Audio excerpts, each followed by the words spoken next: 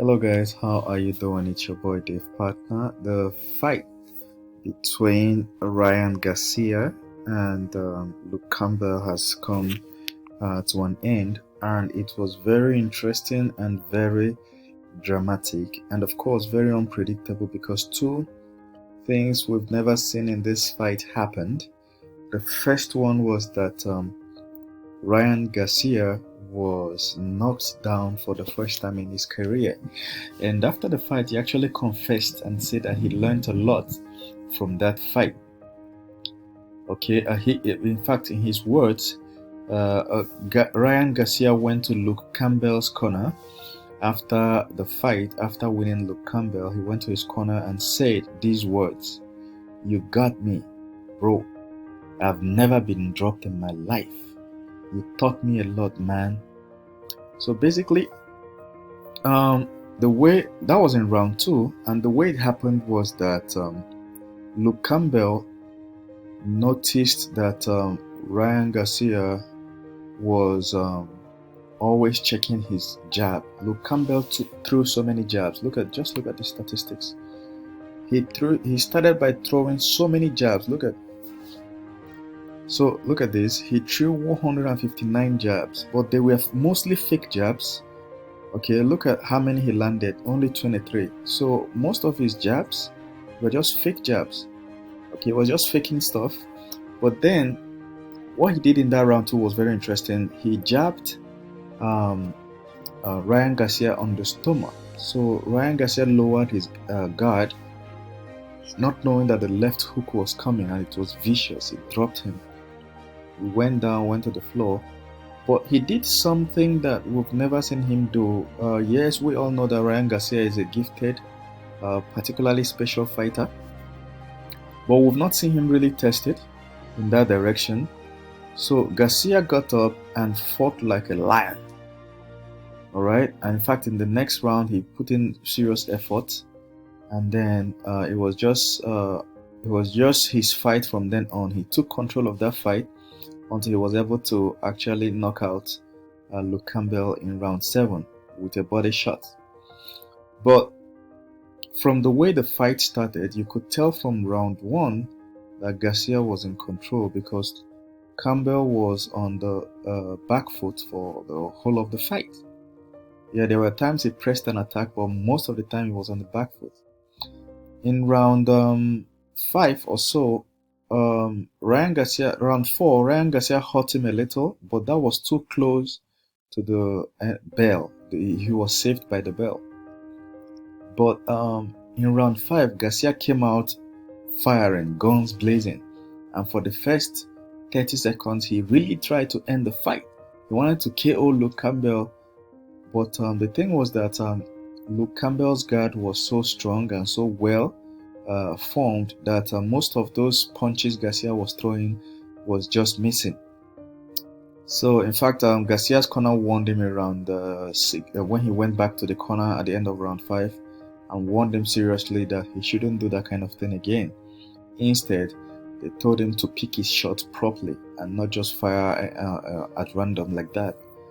So in round 7, I believe that even Garcia himself never knew that was going to be the knockout punch. He just went in, and Luke Campbell held his guard up as usual, but then not knowing that what was coming was a left hook to the stomach. And that was what the punch that killed him. There was a bit of a delayed reaction after the punch landed. Luke Campbell waited just a few split seconds before going on his knees and then going on his back. So that liver shot was what ended the fight. Now I predicted this fight to end with a KO in round 9, but the KO came in round 7. Now the question is, why did I predict that Campbell was going to be defeated? It's because Campbell is known to be a quitter. No matter how powerful you are as a boxer, if you have quit once, you're going to quit again. That's the thing about boxing. If you've got to the look at Mike Tyson's fight, right? The moment he quit to Buster Douglas, he started quitting. Whenever he meets the biggest opposition or anything, he quits. So if you look at most boxers' boxing history, the moment they quit, they start quitting. So in the case of Luke Campbell, he quit against Lomachenko, right? No, I think Lomachenko dropped him with a body shot, and I think he later got up, right? One other thing I want to point out about this interesting fight was that Luke Campbell's weakness seems to be his stomach, because that was what Lomachenko used to give him a knee. But the interesting thing about Luke Campbell's strategy in this fight is that he came out fighting like Lomachenko, which means that Lomachenko's fight taught him a lot. So he came up going up and down with a jab. You know how Lomachenko fights when he puts one hand in front of the opponent, and then he keeps going putting the hand up and down, up and down, up and down.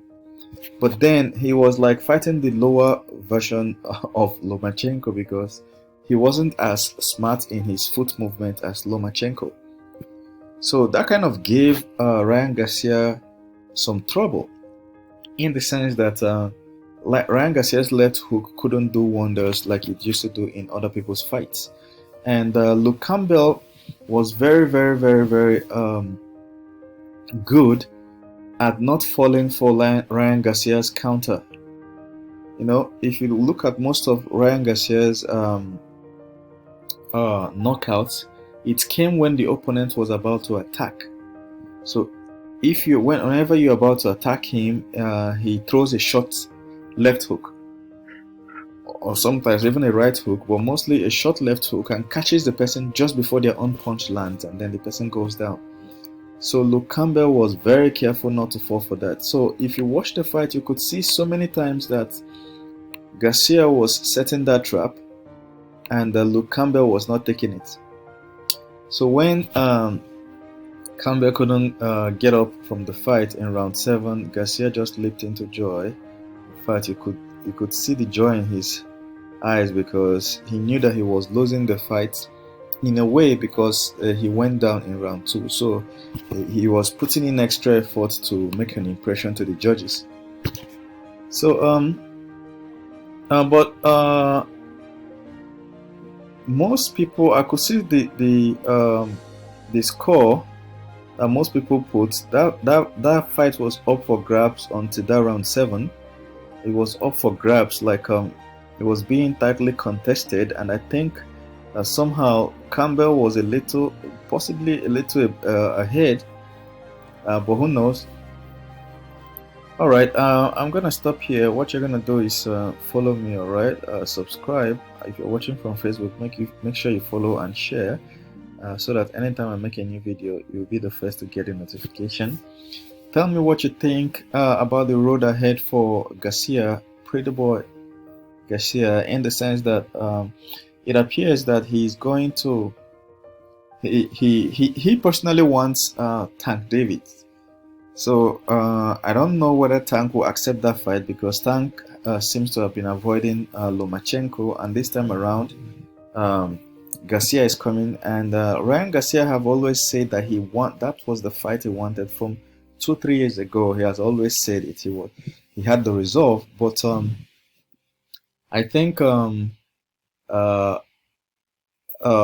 Tank has been avoiding that fight, even though he's not very upfront about it. But obviously, we knew that Tank really avoided Lomachenko. Now, another person that came out was Devin Haney. I think Ryan Garcia is now the mandatory for Devin Haney. We'll see how the fight goes, but I believe that Ryan Garcia's next fight is going to be even more interesting than this. Thank you very much, guys. See you in the comment section below. Let me know what you think, and we can talk about it.